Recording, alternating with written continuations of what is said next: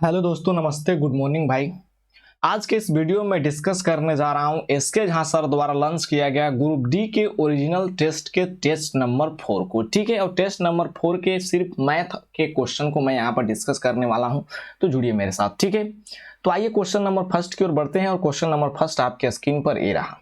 देखिए, बहुत ही सिंपल और शानदार क्वेश्चन है हाइट एंड डिस्टेंस का। थोड़ा सा यहाँ पर क्वेश्चन में मिसिंग है, वो भी मैं बता देता हूँ कि कहाँ पर मिस किया गया है। ठीक है, बोला है कि उड़ान बिंदु से 300 मीटर की दूरी से देखे जाने पर ऊर्ध्व दिशा में, देखो यहाँ पर ऊर्ध्व दिया है यानी कि वर्टिकल दिया है। ठीक है, ऊर्ध्व दिशा में ऊपर की ओर जा रहे गर्म हवा के गुब्बारे का उन्नयन कोण 10 बजे 30 डिग्री यहाँ पर होगा। 30 डिग्री से बदलकर 10 बज के 2 मिनट पर 60 डिग्री हो जाता है।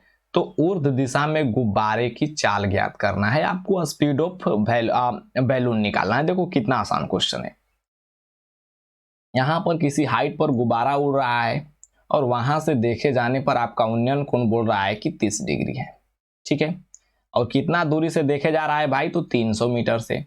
तो ये हाइट आप डिस्टेंस हो गया 300 मीटर। ठीक है, थीटा कितना बन रहा है, तो बोल रहा है कि 30 डिग्री। ये 10 बजे की बात है। ठीक है मेरे दोस्त, लेकिन जब वही 10 बज के 2 मिनट पर कोई बंदा देखता है यहां से, ठीक है, तो उन्नयन कोण 30 डिग्री ना होकर आपको 60 डिग्री हो जाता है और गुब्बारा जो है ऊर्ध्व दिशा में ऊपर की ओर थोड़ा सा चला जाता है। ठीक है, तो वहीं आपको चाल निकालना है। एक कंडीशन ए बनता है और एक कंडीशन में देता है कि ऊर्ध्व न देकर आपको क्षैतिज देता है। तो क्षैतिज वाला का डिस्कशन चाहते हैं तो सिर्फ और सिर्फ एक ही क्वेश्चन का डिस्कशन किया हूं, वो भी डिस्क्रिप्शन में लिंक दिया हूं, जाकर देख लीजिएगा क्षैतिज वाला का भी डिस्कशन। ठीक है, तो अब कोण हो गया 60 डिग्री। बस हाइट एंड डिस्टेंस आपको तो बताइए किए हैं कि रेशियो मेथड से बनाना है और किस तरह से रेशियो बैठाना है, आपको सब कुछ सिखा चुका हूं। आपको नहीं, आप अगर नहीं सीखे हैं तो राकेश साधु सर के बुक का सोल्यूशन मैं कराया हूं, मेरे चैनल पर जाके देख लीजिए। ठीक है, तो यहाँ पर 30 डिग्री को जब बैठाना चाहें तो tan 30 डिग्री बराबर क्या होता है, तो आप कहोगे 1/√3।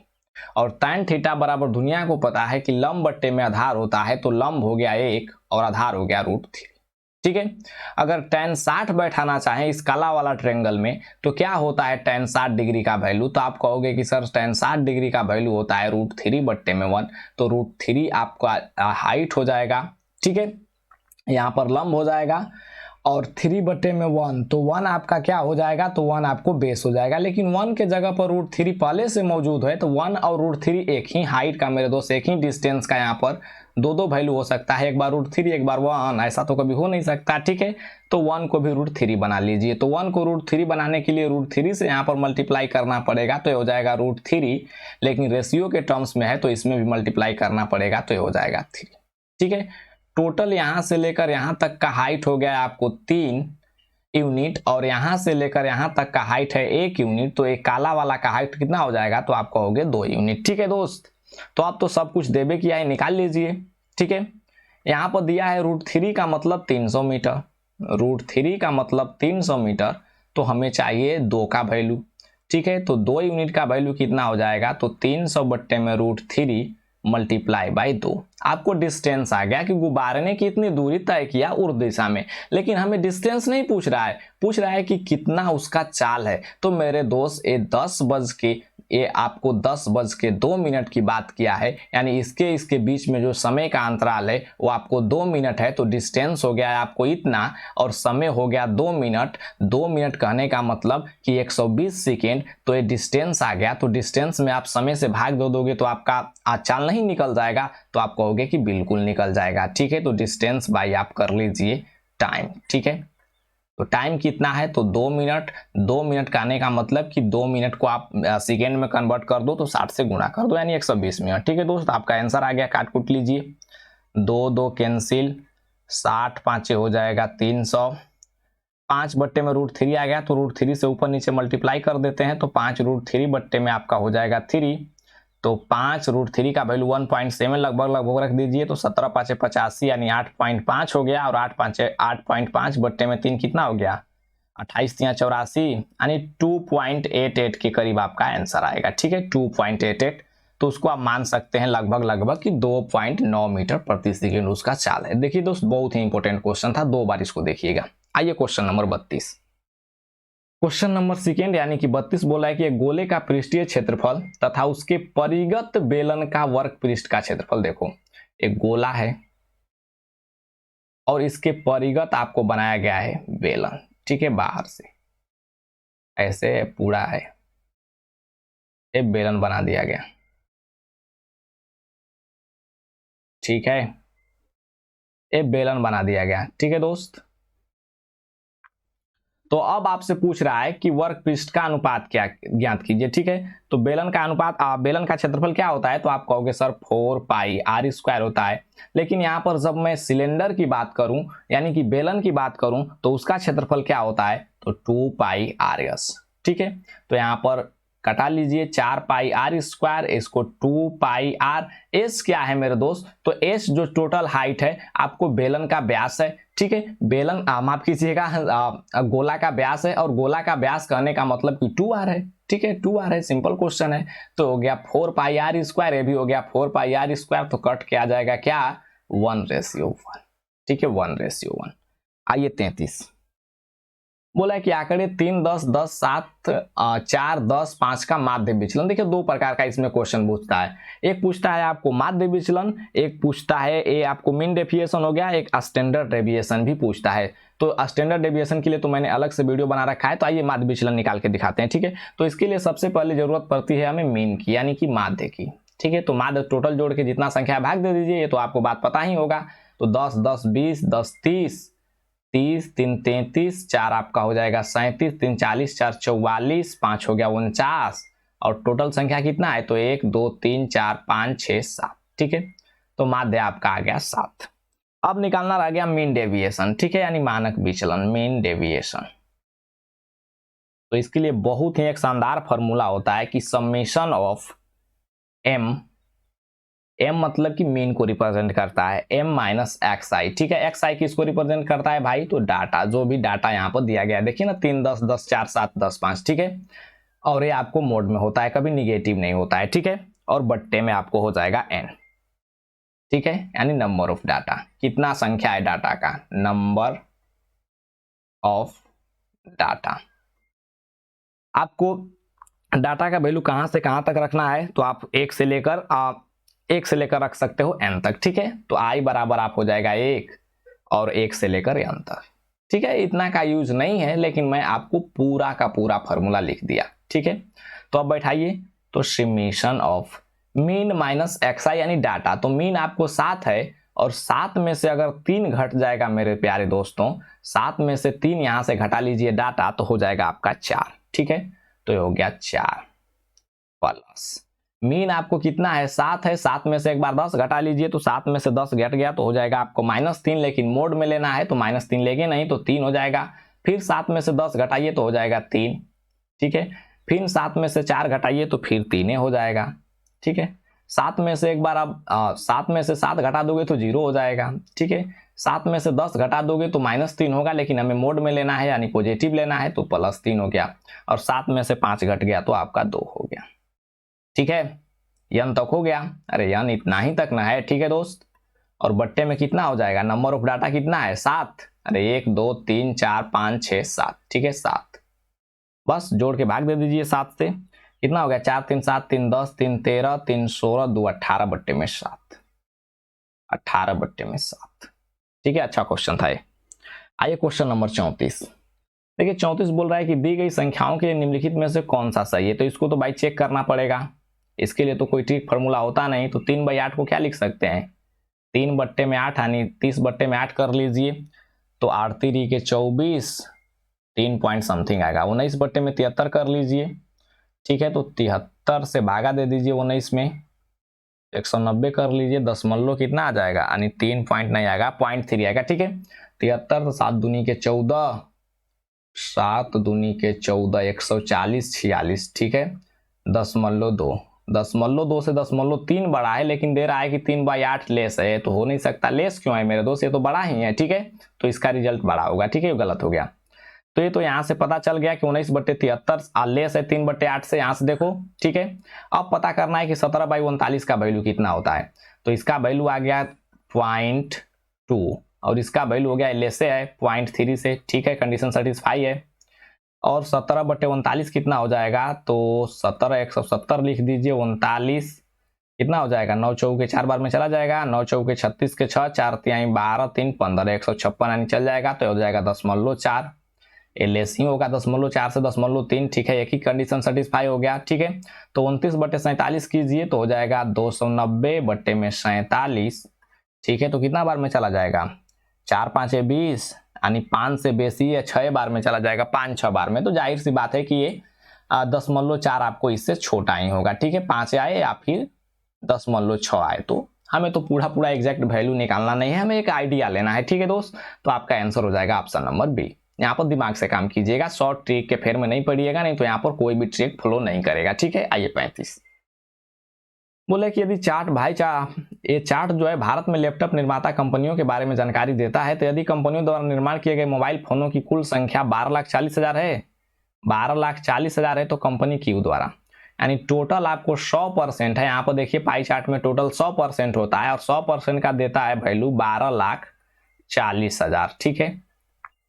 तो 1% का वैल्यू कितना हो जाएगा, तो 2 जीरो से 2 जीरो काट दीजिए तो हो गया 12,40 जीरो। तो अब पूछ रहा है क्यू द्वारा कितने मोबाइल निर्माण किए गए, ठीक है। तो क्यू में कितना परसेंट निर्माण हो रहा है, 12%, तो 12 से गुणा कर दो, तो 12% का वैल्यू कितना हो जाएगा, 400 मल्टीप्लाई बाई 12, तो 0 0 12 चौ 48 क्या, 12 बढ़िया 144 4 48, ठीक है, 148। तो आपका आंसर हो जाएगा 148 800, तो यानी कि ऑप्शन नंबर ए। तो सिंपल क्वेश्चन था। ये क्वेश्चन नंबर 36 बोला कि 12 सेंटीमीटर और 8 सेंटीमीटर भुजाओं वाले आयत से एक समचतुर्भुज बनाया गया जिसकी परिधि आयत के परिधि के समान है और इसका एक कोण 120 डिग्री है, तो समचतुर्भुज का क्षेत्रफल क्या होगा। देखो आयत का आपको परिमाप कितना होता है, यानी कि परिधि कितना होता है, तो आप कहोगे सर 2 × L+B, ठीक है। और ए आपको बराबर है समचतुर्भुज के परिधि के, तो समचतुर्भुज का परिधि कितना होता है, तो 4a होता है, ठीक है, 4a। तो 2 × L+B कितना दिया है, तो 12 8 20 दिया है और बराबर आपका हो जाएगा 4a, तो हो जाएगा 4 5 20, तो ए बराबर कितना आ गया 10 सेंटीमीटर। यहां पर बनाते हैं समचतुर्भुज। देखिए 10 सेंटीमीटर भुजाओं वाला ये हो गया समचतुर्भुज, 10 10 10 10। और मान लीजिए कोई भी एक कोण 120 डिग्री है, ए 120 डिग्री है, ठीक है दोस्त, 120 डिग्री है। तो अगर हम विकर्ण खींचते हैं, ठीक है, तो आपको पता ही होगा कि किसी भी समचतुर्भुज में जब हम विकर्ण करते हैं तो जो भी आपको एंगल से खींचा जाता है, जो भी कोण से खींचा जाता है उसको बाइसेक्ट करता है, ठीक है, यानी कि 2 इक्वल पार्ट में डिवाइड कर देता है। और जो विकर्ण जो एक दूसरे के परस्पर लंबी होते हैं, ठीक है, अगर ये दूसरा वाला विकर्ण यहां से खींच दिया जाए तो यहाँ पर 90 डिग्री का कोण भी होता है। ये प्रॉपर्टी आपको याद करना पड़ेगा, ठीक है दोस्त, नहीं तो आपसे काम नहीं बनेगा, ठीक है। तो ये बाइसेक्ट कर दिया तो टोटल 120 था, तो ये बट गया 60 60 में, ठीक है, 60 60 में, तो ए 60 हो गया। तो यहां पर भी 120 डिग्री का कोण था, तो ये भी 60 और ए भी 60, ठीक है। तो अगर इस ट्रायंगल में देखा जाए, देखो काला से इंडिकेट कर रहा हूं, ठीक है दोस्त, तो दो कोण आपको 60 60 हो गया, तो जाहिर सी बात है कि तीसरा कोण 60 ही डिग्री होगा, क्योंकि मेरे दोस्त किसी भी त्रिभुज में तीनों कोणों का योग, किसी भी त्रिभुज के तीनों कोणों का योग 180 डिग्री होता है। तो दो कोण मिलकर 120 हो गए, तो तीसरा कोण 60 होगा, तभी ना 180 आएगा, ठीक है। तो एक आपको समबाहु त्रिभुज ए बन गया और एक समबाहु त्रिभुज ए बन गया, यानी दो समबाहु त्रिभुज बन गया। तो आप डायरेक्ट लिख सकते हैं कि समचतुर्भुज का क्षेत्रफल क्या होता है, तो 2 मल्टीप्लाई बाई समबाहु त्रिभुज का क्षेत्रफल। तो 2 मल्टीप्लाई बाई समबाहु त्रिभुज का क्षेत्रफल कितना होता है, तो 3/4 और भुजा स्क्वायर, ठीक है, भुजा कितना है, तो ए स्क्वायर, ठीक है। तो 2 मल्टीप्लाई बाई √3 बट्टे में 4 मल्टीप्लाई बाई ए का वैल्यू कितना है, तो आप कहोगे 10, तो 10 10 में 100, 2 से कट जाएगा 2 बार में, 2 से कट जाएगा 50 बार में, हो जाएगा 50√3 सेंटीमीटर स्क्वायर, ठीक है, 50√3 सेंटीमीटर स्क्वायर। बढ़िया क्वेश्चन था। इसके लिए डायरेक्ट एक फॉर्मूला भी होता है ए स्क्वायर साइन थीटा, ठीक है, आप निकालना चाहो तो ये फॉर्मूला का यूज करके भी निकाल सकते हो समचतुर्भुज का क्षेत्रफल, ठीक है। आइए क्वेश्चन नंबर कितना पहुंच गए, 37। देखो बोल रहा है कि एक त्रिभुज पी क्यू आर 63 वर्ग यूनिट है, उसका क्षेत्रफल, ठीक है। दो समांतर रेखाएं एस टी और एक्स वाई इस प्रकार खींची जाती है कि पी क्यू तथा पी आर को 3 बराबर भागों में विभाजित करती है, तो चतुर्भुज X S T Y X का क्षेत्रफल क्या होगा। देखो ये त्रिभुज है, एकदम आराम से समझो, पी क्यू आर त्रिभुज है, पी क्यू आर त्रिभुज है, अब बोल रहा है कि क्यू आर के समांतर दो समांतर रेखाएं एस टी और एक्स वाई खींची जाती है, और ये इस प्रकार खींची जाती है कि पी क्यू तथा पी आर को 3 बराबर भागों में विभाजित करती है। यानी कि टोटल आपको डिस्टेंस यहां से लेकर यहां तक का 3 यूनिट है, तो पी क्यू को ये रेखाएं जो है डिवाइड कर दी 1:1:1 में, ठीक है, क्योंकि 3 बराबर भाग में विभाजित करती है, तो ये हो जाएगा 1, यानी पी एस 1, एस टी 1 और एक्स क्यू 1, तभी ना 3 होगा, 1:1:1, ठीक है। 3 बराबर भाग में विभाजित कर दिया। और इधर भी बोल रहा है कि पी आर को भी, ठीक है, यानी पी आर ए आपको है तो इसको भी, तो हो जाएगा 1:1:1, ठीक है दोस्त। यहां तक तो बात आपको समझ में आ गया होगा। अब यहां से समझिए कि अगर हम लिखना चाहें area of triangle P S T अनुपात पी एक्स वाई, त्रिभुज P X Y area of triangle अनुपात में लिख रहे हैं पी क्यू आर, ठीक है, पी क्यू आर, तो क्या होगा मेरे दोस्त। यहां पर आपको एक चीज पता होना चाहिए कि जब भी किसी त्रिभुज में एक भुजा के समांतर दूसरी भुजा खींची जाती है, तो वो उस भुजा से क्रिएट जो त्रिभुज होता है आपको आपस में जो है समरूप होता है। और समरूप त्रिभुज का कंसेप्ट तो आपको पता ही होगा कि जब भी किसी दो त्रिभुज आपको समरूप है तो उसका क्षेत्रफल जो होता है उसके भुजाओं के वर्ग के अनुपात में होता है, ठीक है, यानी उसके क्षेत्रफल का अनुपात जो होता है उसके भुजाओं के यानी संगत भुजाओं के वर्ग के अनुपात में होता है, ठीक है। तो पी एस टी का एक भुजा लिया जाए 1, तो इसका आपको क्षेत्रफल लिखना है तो ए हो जाएगा 1 स्क्वायर, ठीक है। पी एक्स वाई लिखना है तो पी एक्स वाई कितना हो गया, तो 1 आपको 2 हो जाएगा, तो ये हो जाएगा 2 स्क्वायर, ठीक है। पी क्यू आर लिखना है तो पी क्यू आर कितना है, तो 1 2 3, यानी टोटल आपको 3 है, यानी संगत भुजा सबका ले रहे हैं तो ये 3 का स्क्वायर हो जाएगा, ठीक है। लेकिन एक चीज क्वेश्चन में हमें दिया है, वो क्या दिया है मेरे प्यारे दोस्तों, कि यहाँ पी क्यू आर का क्षेत्रफल जो है 63 यूनिट है, यानी 9 का वैल्यू आपको कितना दिया है, 63 दिया है, क्योंकि पी क्यू आर का क्षेत्रफल दिया है, ठीक है। तो 1 यूनिट का वैल्यू कितना हो गया, तो आपको हो गया 7, ठीक है, 7। अब हमें पता करना है कि चतुर्भुज एक्स टी वाई एक्स का क्षेत्रफल इस वाले पोर्शन का, ठीक है, ये जो मैं हरा कलर से इंडिकेट कर रहा हूं। तो एक चीज देखिए कि पी एक्स वाई में से त्रिभुज area of triangle P X Y में से आप पी एस टी को घटा दोगे तो नहीं हो जाएगा त्रिभुज पी एस टी, तो आप कहोगे बिल्कुल हो जाएगा। तो पी एक्स वाई का क्षेत्रफल कितना है, तो पी एक्स वाई का क्षेत्रफल आपको है 4 यूनिट, और 4 यूनिट में से जब आप घटा दिए कितना पी एस टी यानी 1 यूनिट, तो कितना हो गया 3 यूनिट, लेकिन 1 यूनिट का वैल्यू आपको 7 है, तो 3 यूनिट का वैल्यू कितना हो जाएगा 7 × 3 यानी 21 वर्ग यूनिट, ठीक है। देखो बहुत बढ़िया क्वेश्चन है, इसको समझने की कोशिश कीजिएगा। आइए क्वेश्चन नंबर 38, बोला कि एक पिता अपने 2 पुत्रों को अपनी मासिक आय का 1% अपने उसके जेब खर्च के लिए देता है। दोनों पुत्रों को मिलने वाले धन राशि का 80% बड़े लड़के को मिलता है तथा अपने भाग का 80% व्यय कर देता है। वो बड़ा लड़का को जितना मिला यानी 80% मिला, और 80% का वो 80% व्यय कर दिया यानी खर्च कर दिया। यदि वह 20 रुपया प्रति माह की बचत करता है तो पिता की मासिक आय, हमने मान लिया कि पिता की जो मासिक आय है वो 100 रुपया थी। 100 रुपया का वो 1% आपको जेब खर्च के रूप में करता है, तो एक्स का 1% खर्च किया, ठीक है, और 1% खर्च किया, उसमें 80% बड़े लड़के को दे दिया, तो 80% हो गया खर्च, और 80% का भी 80% उसका बड़ा लड़का खर्च कर देता है, तो 80 का 80% निकाल लो, ठीक है, तो 80 का 80%, ठीक है। या फिर खर्च किसका दिया है ये भी समझ लो मेरे दोस्त। बोले दोनों पुत्रों को मिलने वाली धनराशि का 80% बड़े लड़कों को मिलता है तथा वो अपने भाग का 80% खर्च कर देता है। देखो 1% मिला और 80% मिला, और 80% में वो 80% व्यय कर दिया, ठीक है, 80% लीजिए, और 80% जब खर्च कर दिया, अरे 80% इसको मिला, देखो पिता 1% अपने जेब के लिए खर्च किया, ठीक है भाई, तो 1% खर्च किया। बड़े लड़का को कितना दिया, तो 80% दिया, और बड़े लड़का अपने भाग का कितना खर्च कर दिया, तो 80%, तो बचेगा कितना परसेंट, तो 20%, ठीक है, 20% बचा, और टोटल को कह रहा है कि 20 रुपया प्रति माह की बचत करता है, तो इतना का वैल्यू हो गया 20। तो एक्स बराबर निकालना चाहें तो 20 × देखो ये परसेंटेज आपको 3 बार है, तो 3 बार आपको नीचे 100 हो जाएगा, तो यहाँ तिरछा गुणा कर दीजिए, 100 × 100 × 100 बट्टे में हो जाएगा 80 मल्टीप्लाई बाई 20। ठीक है, 20 20 कैंसिल, 20 चौके 80, 20 पाँचे 100। ठीक है, तो कितना हो गया, 20 चौके 80, 20 पाँचे 100।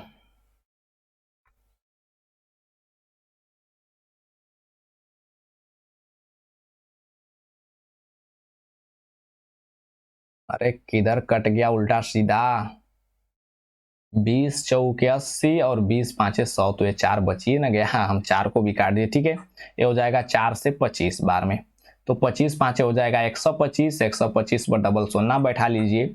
उसका खचत तो पिता की मासिक आय कितना हो जाएगा मेरे दोस्त, तो 1250 रुपया, 1250 रुपया है। अच्छा 12,500, माफ कीजिएगा 12,500। आइए क्वेश्चन नंबर 39, बोला है कि यदि 3 यहाँ पर x है, 3x स्क्वायर माइनस ए प्लस 2 इंटू एक्स का क्यूब, यहाँ पर x स्क्वायर माइनस 4 का गुणनखंड x माइनस 2 है, तो आपको a का मान ज्ञात करना है। देखो एक गुणनखंड आपको दे दिया है x माइनस 2, तो जाहिर सी बात है कि इसका एक फैक्टर x माइनस 2 है, तो x बराबर कितना हो जाएगा 2, एक वैल्यू इसका 2 हो जाएगा। ठीक है, तो एक वैल्यू 2 हो जाएगा, तो एक वैल्यू को रख दो, उसके बाद जो भी आपका रिजल्ट आएगा निकाल लो। ठीक है, तो हो जाएगा 3 मल्टीप्लाई बाई 2 के पावर 4, तो 2 के पावर 4 कितना हो जाएगा, 2 दूना के 4, दूना के 8, दूना के 16। ठीक है, 16 माइनस a प्लस 2, यहाँ पर है एक्स क्यू, तो 2 का क्यू हो जाएगा 8, माइनस 2 स्क्वायर हो जाएगा 4, और माइनस हो जाएगा आपको 4, बराबर हो गया 0। तो 16 यहाँ 48, माइनस हो जाएगा 8 ए हो जाएगा माइनस 16, और माइनस हो जाएगा 4 4 8। ठीक है, तो कितना हो गया, 16 8 कितना हो गया 24, तो 48 में से 24 घटा दो, तो 24 बराबर हो जाएगा 8 है। ठीक है, यहाँ पर 0 है, तो 24 से बराबर 8 है, तो ए बराबर कितना हो जाएगा 3। ठीक है, आइए क्वेश्चन नंबर 40, बोला है कि एक पिता की उम्र जो है 5 वर्ष पहले, ठीक है, यहाँ पर 5 वर्ष पहले पिताजी हैं और उसका सन है, सन की आयु से 5 गुना था, तो यानी सन 1 गुना था, तो पिता जो है 5 गुना था। 2 वर्ष बाद पुत्र की आयु से 3 गुना हो जाएगा। 2 वर्ष बाद बोल रहा है कि पिता की उम्र पुत्र की आयु से 3 गुना हो जाएगा। तो बोला है पिता की वर्तमान आयु और पुत्र की वर्तमान आयु का अनुपात क्या होगा। देखो एक चीज आपको हमेशा बताया हूं कि 2 वर्ष बाद या 10 वर्ष बाद देखिए, या 5 वर्ष पहले या 25 वर्ष पहले देखिए, जो फादर और सन के बीच का डिफरेंट होगा वहीं आपको 2 वर्ष बाद, 5 वर्ष बाद और 20 वर्ष बाद भी होगा। ठीक है, 5 और 4 के बीच, 5 और 1 के बीच 4 का डिफरेंट है। ठीक है, लेकिन 3 और 1 के बीच आपका 2 का डिफरेंट है। ऐसा कभी नहीं हो सकता है। क्यों भाई, देखो मैं हूं यहाँ पर पिताजी, मैं अगर 25 वर्ष का हूं तो मान लीजिए वो 60 के हैं। ठीक है, तो मैं यहाँ पर अगर 35 का हो जाता हूं तो कितना का हो जाएंगे, तो यहाँ पर वो भी आपको 10 वर्ष बढ़ जाएंगे, तो हो जाएंगे 70।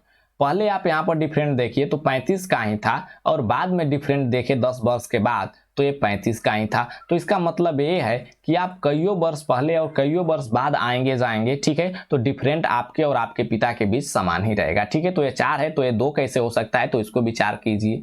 तो जब 2 से इसमें गुणा किए तो रेशियो के टर्म्स में है, तो इसमें भी 2 से गुणा करना पड़ेगा, तो हो गया 6, ये हो गया 2।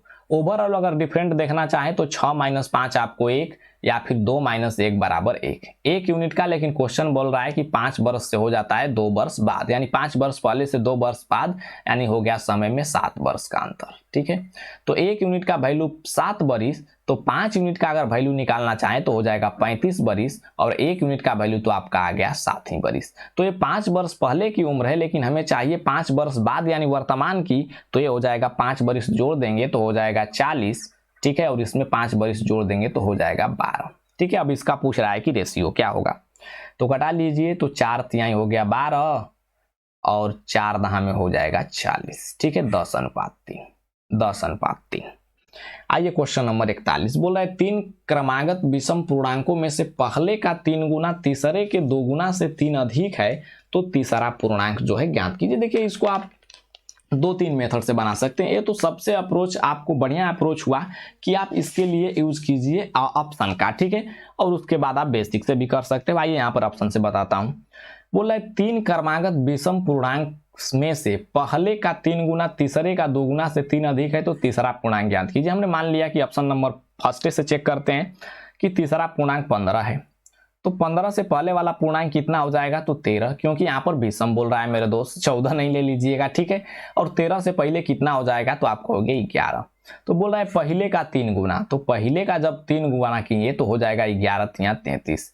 तीसरे के 2 गुना से 3 अधिक है, तो तीसरा का 2 गुना किए तो हो गया 30, और 30 से 3 नहीं अधिक है, तो डायरेक्टली आपका सेटिस्फाई कर गया ऑप्शन नंबर फर्स्ट। ठीक है, अगर आप बेसिक से बनाना चाहते तो एक को मानते कि x है, एक संख्या आपको x+2 हो जाएगा, क्योंकि विषम बोल रहा है तो विषम के बीच आपको 2 का गैप हो जाए, और एक हो जाएगा आपको x+4।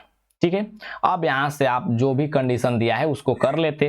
कंडीशन क्या दिया है कि तीसरे का 2 गुने से 3 अधिक है पहले का 3 गुना। अब इस प्रकार करते हैं कि पहले का 3 गुना, तो पहला x है तो 3 गुना, तीसरे के 2 गुना से 3 अधिक है तो तीसरा कितना है तो x+4, इसके 2 गुना से 3x और 3 अधिक भी है। ठीक है, तो इसके 2 गुना से, तो 2 से इसमें गुणा कीजिएगा, और 3 अधिक भी है तो 3 से इसमें जोड़ दीजिएगा, ताकि समीकरण बराबर हो सके, और हल कर लीजिएगा, आपका वैल्यू आ जाएगा। लेकिन यहाँ पर बेस्ट सोचिए। आइए 42, बोला कि आयुष अपने घर से विद्यालय तक 5 किलोमीटर की दूरी को पैदल चलकर 60 मिनट में तय करता है, और इसी रास्ते पर साइकिल से 15 किलोमीटर पर घंटा की चाल से वापस आता है। उसकी बहन स्मृति भी इसी रास्ते से जाती और आती है, तो परंतु आयुष की औसत गति से आधी गति से वह रास्ता तय करती है, तो स्मृति के आने जाने में कितना समय लगेगा। सबसे पहले तो हमें औसत आपको चाल चाहिए। ठीक है, यहां से यहां जो है मान लीजिए कि आयुष जो है जाता है, और इसके बीच का डिफरेंट कितना है तो 5 किलोमीटर है। ठीक है, तो पैदल चलकर 60 मिनट में पहुंचा, तो इसका स्पीड कितना हो जाएगा, अरे 60 मिनट मतलब कि 1 घंटा में पहुंचा, तो जाने का स्पीड हो जाएगा 5 किलोमीटर पर आवर। ठीक है, लेकिन आ कितना के स्पीड से रहा है तो 15 के स्पीड से, 15 किलोमीटर पर स्पीड। आपको बताया हूं कि जब आपको डिस्टेंस सेम रहे और आने जाने का चाल दिया रहे, तो उसके लिए आपको बेस्ट अप्रोच होता है औसत चाल निकालने का। औसत चाल निकालने का कि 2xy, ठीक है, 2xy बट्टे में x+y, ये कई बार बता भी चुका हूं। ठीक है, तो 2x कितना हो जाएगा तो 5 किलोमीटर से गया, 15 किलोमीटर से आया, और 15 5 हो गया 20। ठीक है, तो 2 दहा में 20, 5 दूना के 10, ये हो गया 15 बट्टे में 2 किलोमीटर पर आवर। ये किसकी चाल हो गया तो भाई आयुष की। लेकिन यहाँ पर स्मृति की चाल देखना चाहें तो स्मृति के चाल के बारे में बोल रहा है कि आयुष की औसत चाल से आधी गति, तो स्मृति की चाल आधी हो जाएगी इसकी, स्मृति की चाल। ठीक है, ये हो गया 15 बट्टे में 2 बट्टे में 2, यानी कि 15 बट्टे में 4, ये हो गया स्मृति की गति। ठीक है दोस्त, एकदम आराम से समझ लो। अब यहाँ पर इसका चाल ये गया, और आपको डिस्टेंस देवे किया है कि 5 किलोमीटर का डिस्टेंस है। लेकिन एक चीज यहाँ पर ध्यान दीजिए कि स्मृति जाती भी है और आती भी है, तो 5 5 कितना डिस्टेंस कवर की तो 10 किलोमीटर, और चाल आपको दे दिया 15 बट्टे में 4, तो आपको दूरी बट्टे में चाल कितना हो जाएगा तो समय, तो चाल से भागा दे दीजिए, तो 15 बट्टे में 4 करने का मतलब 4 से ऊपर गुणा कीजिए। ठीक है, तो कितना हो जाएगा 5 तिया 15 और 5 दूना के 10, 8 बट्टे में 3, यानी 8 बट्टे में 3 घंटा लगा। अगर मिनट में कन्वर्ट करना चाहो तो 60 से गुणा कर दो, तो 3 से हो जाएगा 20 बार में, 20 बाटे हो जाएगा 160, यानी 160 मिनट। ठीक है, मिनट में 160 मिनट, घंटा में 8/3 घंटा। ठीक है, आइए नेक्स्ट 43, बोला कि आर के सर के पास, ठीक है, आर के सर है यहाँ पर, आर के सर के पास 50 पैसे, 50 पैसा, 1 रुपया और 5 रुपया का सिक्का का अनुपात जो है, यहाँ पर सिक्का का अनुपात दिया है, सिक्का अनुपात कितना कितना दिया है तो 2:3 अनुपात आपको 5 के अनुपात में दिया है। तो बोल रहा है कि उनके पास कुल रकम 116 रुपया है, तो 50 पैसे के सिक्कों की संख्या। देखो यहाँ पर यूनिट में अगर औसत में देखना चाहें कि कुल रकम कितना है, तो 50 पैसा का 2 गो सिक्का होगा तो कई रुपया होगा, तो आप कहोगे 1 रुपया होगा। 1 रुपया का 3 गो सिक्का होगा तो कितना होगा तो 3 रुपया, और 5 रुपया का जब 5 गो सिक्का होगा तो कितना होगा तो आप कहोगे सर 25 रुपया। ठीक है, टोटल यहाँ पर रकम देखना चाहें तो 3 1 4 और 25 4 29 यूनिट। ठीक है, लेकिन क्वेश्चन बोल रहा है कि टोटल रकम तो 116 रुपया है भाई, तो 29 यूनिट का वैल्यू हो गया 116, तो 1 यूनिट का वैल्यू कितना हो जाएगा तो 29 चौके 116, 4 हो गया 1 यूनिट का वैल्यू। तो बोल रहा है कि 50 पैसे की सिक्कों की संख्या, तो 50 पैसे की सिक्कों की संख्या किस अनुपात में है 3 अनुपात में, तो 1 यूनिट का वैल्यू 4, तो 3 यूनिट का वैल्यू कितना हो जाएगा 3 × 4, यानी कि अच्छा 50 पैसा ना, 50 पैसा का 2 यूनिट है मेरे दोस्त। यहाँ पर 1 रुपया का निकाल दिए तो 1 रुपया का हो जाएगा 12 सिक्का, और यहाँ पर 50 पैसा का निकालना चाहे तो 4 से गुणा कर दो तो 4 दूना के 8 सिक्का हो जाएगा। ठीक है, 8 सिक्का। आइए नेक्स्ट क्वेश्चन नंबर 44। बोला कि एक वस्तु को 30% तथा 20% के दो क्रमिक लाभों पर बेचा जाता है यदि उसका अंतिम विक्रय मूल्य 31,200 इकाई दाई सैकड़ा हजार 10,000 31,200 रुपया है तो क्रय मूल्य ज्ञात कीजिए। क्रय मूल्य हमने मान लिया कि 100 रुपया है। ठीक है, 100 रुपया है, और एक बार लाभ लिया 30% का तो हो जाएगा 130%, यानी 130 बट्टे में 100। फिर उस पर लाभ लेता है 20% तो हो जाएगा 120 बट्टे में 100। ठीक है, और विक्रय मूल्य बोल रहा है कि 31,200 रुपया है। ठीक है, तो यहां से अगर सीपी निकालना चाहें तो x बराबर क्या हो जाएगा, तो 31,200 मल्टीप्लाई बाई 100 बट्टे में हो जाएगा 130 मल्टीप्लाई बाई 120। गुणा भागा कीजिए, करना तो पड़ेगा। आइए करते हैं। 0 0 काटिए, 0 0 कैंसिल, आपका कितना बार में चला जाएगा 12, 4 तिहाई हो जाएगा 12, 4 से हो जाएगा 25। ठीक है, ये कितना हो जाएगा 13 से काटिए तो 13 दूना के हो जाएगा 26, 13 चौके 52 हो जाएगा 224, 3 आठे 24 यानी 8 हो गया, 25 वाटे हो जाएगा 200 और 200 पर 200 ना बैठा लीजिए तो हो गया 20,000। उसका क्रय मूल्य जो था 20,000 था। ठीक है, 20,000। आइए 45।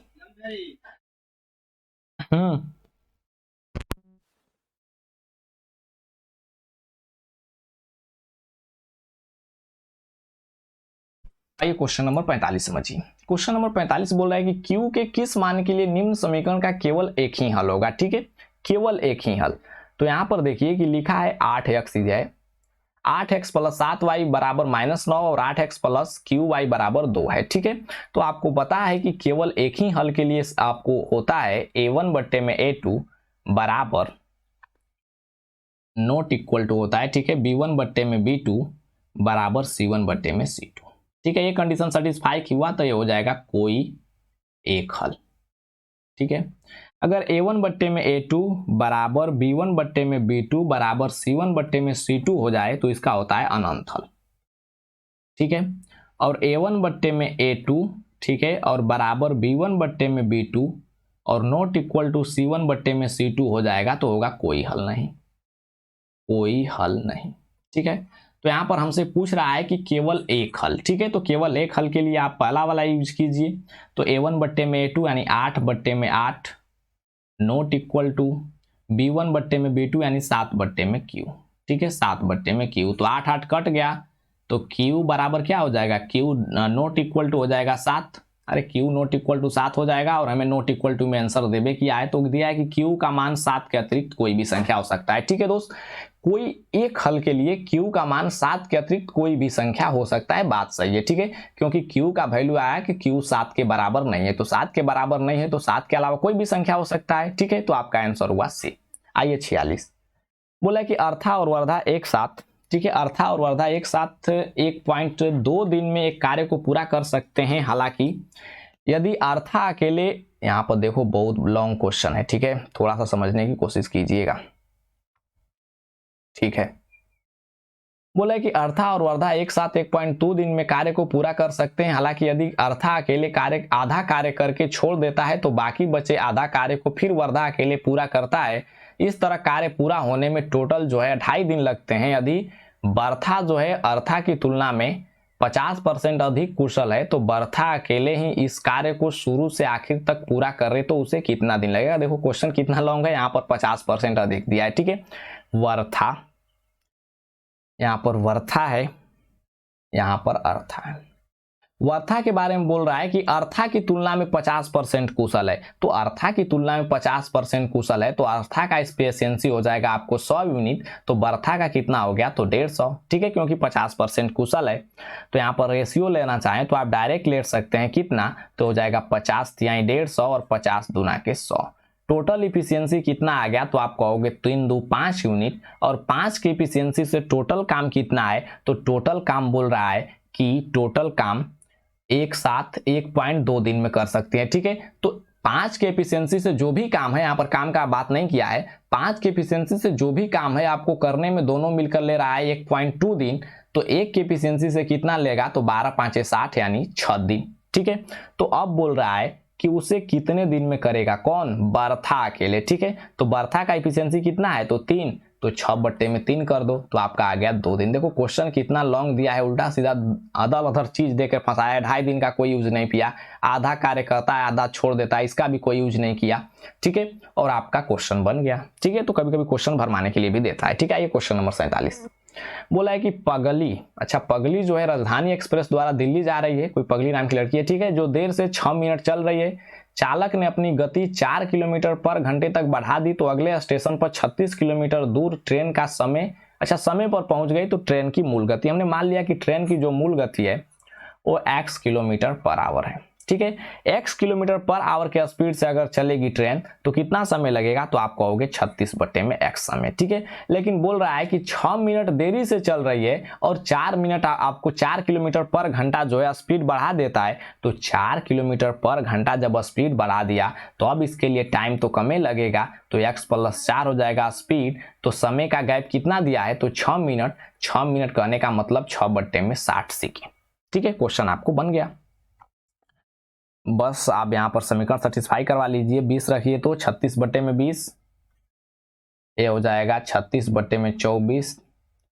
अच्छा कितना बार में कटेगा, 4 9 36, 4 5 20, 6 4 36, 6 4 24, 9 4 36 माइनस 6 5 30, 1/20।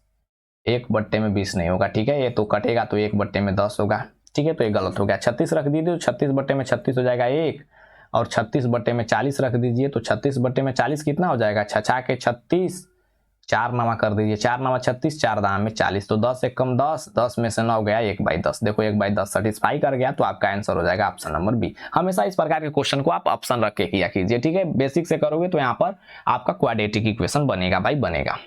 आइए क्वेश्चन नंबर 48 बोले कोई धनराशि साधारण ब्याज के किसी दर से 2 वर्षों में 756 रुपया हो जाती है। ठीक है, 2 वर्ष में आपको हो गई 756 रुपया, और 3.5 वर्षों में, और 3.5 वर्षों में हो जाती है 873 रुपया। तो पूछ रहा है ब्याज की दर ज्ञात कीजिए। देखो तो यहाँ पर समय के बीच कितना का गैप आया, तो आप कहोगे 1.5 वर्ष का, लेकिन यहाँ पर इंटरेस्ट के बीच कितना का गैप आया, तो 873 में से 756 घटा दो, तो 13 में से 6 गया आपको 6 7 13, 6 में से 5 गया 1, और 8 में से 7 गया 1, 117 रुपया का ये आया इंटरेस्ट में आपको चेंजेस। तो आपको पता है कि साधारण ब्याज प्रत्येक वर्ष में समान मिलता है, तो 1.5 वर्ष का आपको साधारण ब्याज आ गया 117 रुपया। तो अगर 2 वर्ष का निकालना चाहोगे तो 117/1.5, 1.5 कहने का मतलब 15/10, तो 10 से ऊपर गुणा कीजिए और मल्टीप्लाई बाई 2, ये 2 वर्ष का साधारण ब्याज हो गया। तो कितना हो गया, काटिए थोड़ा सा, तो हो जाएगा 5 तिया 15, 5 दूना 10, 3 तिया 9, और 3 तिया 9, 3 9 27, तो 39 दूना के 78, दूना के कितना हो जाएगा, 39 दूना के 78, दूना के 156, 156 रुपया हो गया एसआई। कितना वर्ष का मेरे दोस्त, तो आप कहोगे सर 2 वर्ष का। तो 2 वर्ष का एसआई 156 रुपया हो गया। यहाँ पर अमाउंट 756 दिया है, तो प्रिंसिपल कितना हो जाएगा, तो अमाउंट में से एसआई को घटा दो, तो 756 में से 156 घट जाएगा, तो 700 रुपया आपका हो जाएगा प्रिंसिपल। ये हो गया प्रिंसिपल। अब निकालना है दर, तो दर कैसे निकालते हो, तो एसआई मल्टीप्लाई बाई 100 बट्टे में मूलधन मल्टीप्लाई बाई 100 में, ये आपको सूत्र होता है। सूत्र तो बच्चों वाली है, सबको पता होगा। तो एसआई बैठा दीजिए 156 और मल्टीप्लाई बाई 100, और मूलधन कितना है 600, और समय कितना है, तो सब क्रिया कर रहे हैं आप 2 वर्ष में। चाहो तो आप सब चीज 3.5 वर्ष में भी कर सकते हो, लेकिन क्यों आपको फलर में पढ़ना है, अगर यहाँ पर सिंपल डाटा दिया गया है तो। ठीक है, तो समय हो गया 2, तो 2 0 2 0 कट गया, हो गया 6 दूना के 12, यानी 156 बट्टे में 12 कितना हो जाएगा, 12 13 तो 13, यानी 13% आपका आंसर हो गया। आइए 49 बोले कि यदि किसी वस्तु को बेचने से प्राप्त लाभ का जो परसेंट है वो संख्यात्मक रूप से रुपयों में इसके क्रय मूल्य के बराबर हो, तो उसका विक्रय मूल्य 39 रुपया हो, तो उसका क्रय मूल्य ज्ञात कीजिए। देखिए इसके लिए शॉर्ट अप्रोच होता है कि सीपी प्लस लाभ प्रतिशत यानी प्रॉफिट परसेंट होता है एसपी। ठीक है। तो सीपी अगर 10 है तो 10 प्लस 1 का स्क्वायर आपका हो जाएगा 11 रुपया एसपी। अगर सीपी 20 रुपया है तो 20 प्लस 2 का स्क्वायर हो जाएगा 20 दूना के 20 4 24 रुपया।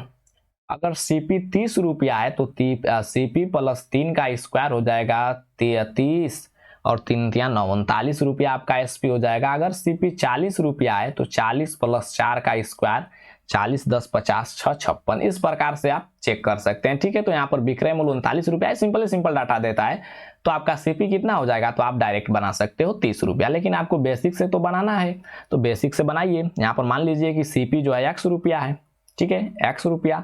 तो आपको बोल रहा है कि प्राप्त लाभ प्रतिशत भी सीपी के बराबर है, तो प्रॉफिट परसेंट भी कितना हो जाएगा x, ठीक है। तो प्रॉफिट परसेंट आप कैसे निकालते हो, तो x बराबर निकालोगे विक्रय मूल्य माइनस क्रय मूल्य, यानी विक्रय मूल्य 39 है और 39 माइनस x, ठीक है। और बट्टे में कितना हो जाएगा, तो 39 माइनस x बट्टे में हो जाएगा सीपी मल्टीप्लाई बाई 100। ये होता है लाभ प्रतिशत। यहाँ से x का वैल्यू निकालिए, आपका आएगा 30, ठीक है। यहाँ पर बनेगा क्वाड्रेटिक इक्वेशन, थोड़ा सा सोल्व करना पड़ेगा, ठीक है दोस्त।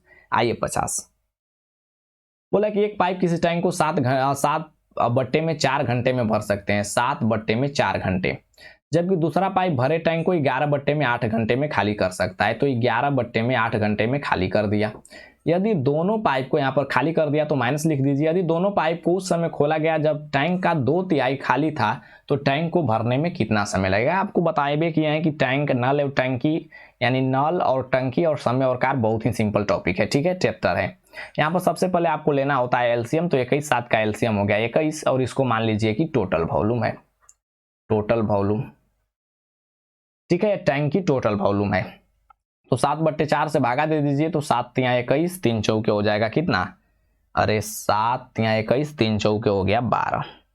इसका एफिशिएंसी हो गया 12, और इसका एफिशिएंसी निकालना चाहे तो 21/8 से भागा दे दीजिए, तो 21 21 कट जाएगा, बढ़ जाएगा 8, ठीक है। तो इसका एफिशिएंसी आप माइनस में लिखोगे, क्यों, क्योंकि ये खाली करने वाला है, ठीक है दोस्त। यहाँ पर बोल रहा है कि दोनों पाइप को उस समय खोला गया जब टैंक का 2/3 भाग खाली था। तो 21 यूनिट की टैंकी है और उसका 2/3 भाग खाली है, 2/3 खाली कर दो। तो अब दोनों को खोल दो, तो एक भर रहा है 12 के एफिशिएंसी से और दूसरा 8 के एफिशिएंसी से खाली कर रहा है। तो ये 12 यूनिट पानी भरा, लेकिन उसी समय 8 यूनिट पानी खाली कर दिया। तो जाहिर सी बात है कि 4 की एफिशिएंसी से भरेगा। अरे मेरे दोस्त, ये जिस समय 12 यूनिट भरा उसी समय 8 यूनिट खाली कर दिया, तो 12 में से 8 चल जाएगा तो बच जाएगा आपको, 12 में से 8 चल जाएगा तो बच जाएगा 4। तो 4 के एफिशिएंसी से खाली होगा, तो टोटल वॉल्यूम इतना और 4 के एफिशिएंसी से खाली कर रहा है, तो 4 से भागा दे दो, तो 3 7 21 और 2 दूना के 4, 7/2 घंटा, 7/2 घंटा यानी कि 3.5 घंटा, यानी 3 घंटा 30 मिनट, ठीक है। आइए नेक्स्ट क्वेश्चन नंबर 51। बोला है कि b प्लस सी माइनस ए बराबर √3/2 है। देखो साइन b प्लस सी माइनस ए बराबर √3/2 है, ठीक है। तो इसको आप क्या लिख सकते हो, साइन b प्लस सी माइनस ए और √3/2 किसका वैल्यू होता है, तो आप कहोगे कि साइन 60 डिग्री का। तो इसको लिख दो साइन 60 डिग्री, ठीक है। यहाँ से साइन को देखना चाहो तो साइन कैंसिल हो जाएगा, तो बच जाएगा b प्लस सी माइनस ए बराबर साइन 60 डिग्री का वैल्यू √3/2 के लिए इसके लिए लिखें, ठीक है, तो बच जाएगा 60 डिग्री, ठीक है। तो इसको मान लो इक्वेशन 1। इसी प्रकार से देखिए tan c plus a minus B बराबर 1 है, तो आप डायरेक्ट यहां से लिखना चाहो tan c plus a minus B बराबर 1 को क्या लिख सकते हो, तो tan 45 डिग्री, क्योंकि tan 45 डिग्री का वैल्यू 1 होता है, तो tan कैंसिल हो गया, तो बच गया c plus a minus B बराबर 45 डिग्री, ठीक है। तो हो गया इक्वेशन 2।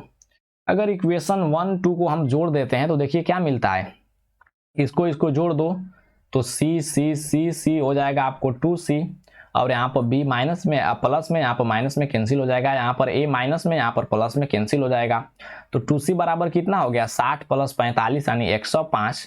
तो पूछ रहा है किसके बराबर, c किसके बराबर है, ठीक है। तो 105/2, 105/2 52.5 आपका आंसर हो जाएगा, 52.5 डिग्री, 52.5 डिग्री। आइए 52 बोला कि यदि P 5% वार्षिक दर से 2 वर्षों के लिए अर्धवार्षिक दर पर निवेश मूलधन को व्यक्त करता है तो 2 वर्षों के पश्चात उसे कितनी राशि प्राप्त होगी। देखो मेरे दोस्त, यहां पर समय को बोल रहा है कि 2 वर्ष, लेकिन बोल रहा है कि अर्धवार्षिक दर पर। तो मेरे दोस्त, अर्धवार्षिक कहने का मतलब कि साल में 2 बार देगा, तो 2 वर्ष में कितना देगा, तो आप कहोगे 4 बार। ठीक है, तो समय आपका हो जाएगा 4 टाइम्स यानी कि 4 वर्ष। लेकिन रेट पहले दे रहा था 5-5% के हिसाब से, लेकिन समय में दो बार देगा तो क्या 5-5% के हिसाब से देगा, 2.5% देगा। ठीक है, तो 2.5% हो जाएगा। अब निकालना रह गया कि उसे कितनी राशि प्राप्त होगी यानी कि अमाउंट। तो अमाउंट बराबर क्या होता है, प्रिंसिपल इंटू 1 प्लस रेट बटे में 100 टू द पावर n। ठीक है, n रिप्रेजेंट करता है टाइम को। तो प्रिंसिपल यहाँ पर कुछ देवे नहीं किया है, तो 1 प्लस रेट कितना दिया है, तो 2.5। ठीक है, तो 2.5 बट्टे में कितना हो जाएगा, 25 बट्टे में 10 कर लिए, दशमलव हटाकर ये हो जाएगा 100। तो 100 तो 50-25 या फिर कटा दीजिए, 25 चौके 100 तो 10 चौके 40 हो गया। तो 1 प्लस 1 बट्टे में 40 कितना हो जाएगा, इसका वैल्यू आ गया 1 बट्टे में 40 पावर n। तो समय कितना है, तो समय तो 4 वर्ष दिया है। ठीक है, तो इसको हल कर लीजिए, तो a बराबर हो जाएगा p इंटू 40 1 41 बट्टे में 40 के पावर 4। ठीक है, और पावर 4 वाला तो कोई ऑप्शन ही नहीं है यार, डायरेक्ट आपका आंसर हो जाएगा ऑप्शन नंबर 1। 41 में 40 से भाग दोगे तो आएगा 1.025 और पावर 4 है तो 4 कर लीजिए। डायरेक्ट ऑप्शन तो मैं देख ही नहीं रहा था, ऑप्शन से आप तुरंत कर सकते हैं। ठीक है, ये क्वेश्चन नंबर 53 बोला है कि यदि a-2 का whole square plus b plus 3 का होल स्क्वायर c-15 का होल स्क्वायर बराबर 0 है तो a plus b plus c-5 का वैल्यू क्या होगा। आपको बताया है कि जब भी स्क्वायर के फॉर्म में कोई इक्वेशन देखे तो यहाँ पर स्क्वायर, यहाँ पर स्क्वायर और यहाँ पर स्क्वायर और बराबर 0 है तो इसको भी 0 होना पड़ेगा और इसको भी 0 होना पड़ेगा और इसको भी 0 होना पड़ेगा। ठीक है, तभी 0 आ सकता है, वरना 0 जिंदगी में नहीं आएगा। ठीक है दोस्त, तो a-2 का होल स्क्वायर 0 तो a बराबर कितना हो जाएगा, तो आप कहोगे सर जी डायरेक्ट 2 रख दो, क्योंकि 2 - 2 आपका 0 हो जाएगा और 0 का स्क्वायर 0। ठीक है, यहाँ पर b बराबर कितना रखोगे, -3 रख दो। ठीक है, और c बराबर कितना रखोगे, -15, आप 15 रख दो प्लस में, क्योंकि 15 - 15 0 हो जाएगा। ठीक है, तो इसी का वैल्यू यहाँ पर रख दो, तो a प्लस b यानी 2 - 3। ठीक है, और 2 - 3 और c का वैल्यू है 15। ठीक है, तो +15 और यहाँ पर कांस्टेंट -5 भी है तो -5 तो कितना हो गया, 15 2 17, 17 5 कितना हो जाएगा, 17 2 17 3 20 2 22, 22 में से 3 घट गया तो 22 में से 3 घट गया तो 19 आपका आंसर आ रहा है। उसमें क्या दे रहा है, ऑप्शन देवे नहीं किया है। ठीक है,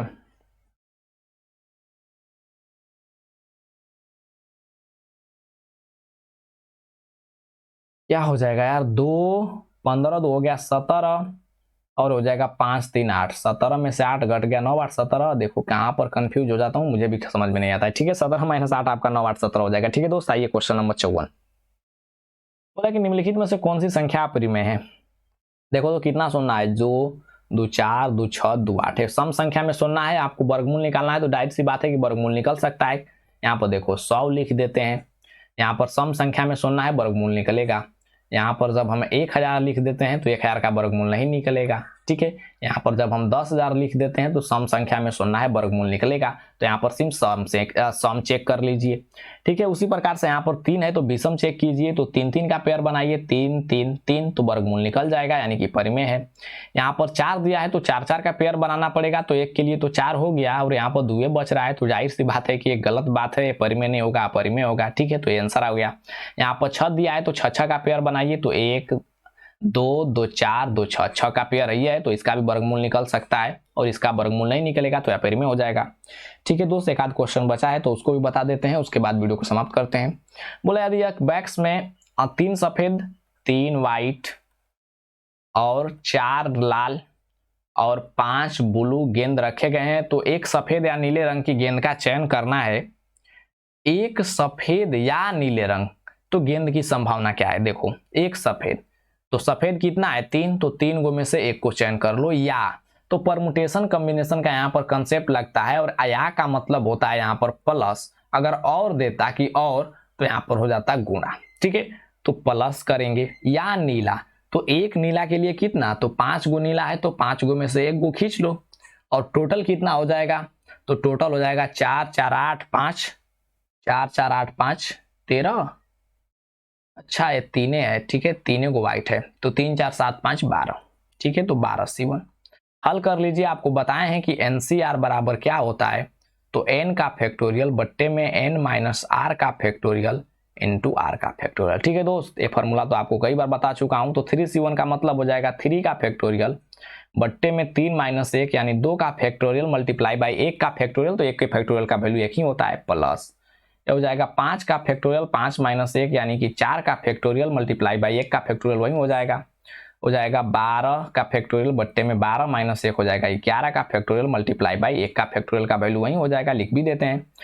तो हो जाएगा 3 का फैक्टोरियल मतलब 3 दूना के 6 और 2 तिहाई 6 कट गया, तो बच गया 3 प्लस ये 4 का फैक्टोरियल से 4 का फैक्टोरियल कट जाएगा तो बच जाएगा 5, तो ऊपर हो गया 5, ठीक है, बट्टे में हो गया 12, तो 12 का फैक्टोरियल को लिख सकते हैं 12 मल्टीप्लाई बाई कितना हो जाएगा 12 मल्टीप्लाई बाई 11 का फैक्टोरियल, ठीक है।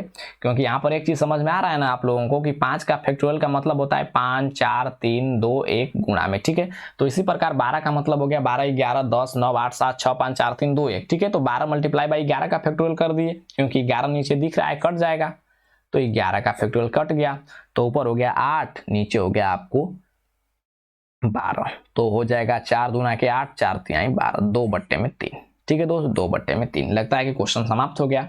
तो मिलते हैं नेक्स्ट वीडियो में, जैसे ही टेस्ट अपलोड होता है सेट टेस्ट नंबर 5 उसका सोल्यूशन लेकर। तो thank you very much video को देखने के लिए और चैनल को सब्सक्राइब करने के लिए थैंक यू वेरी मच।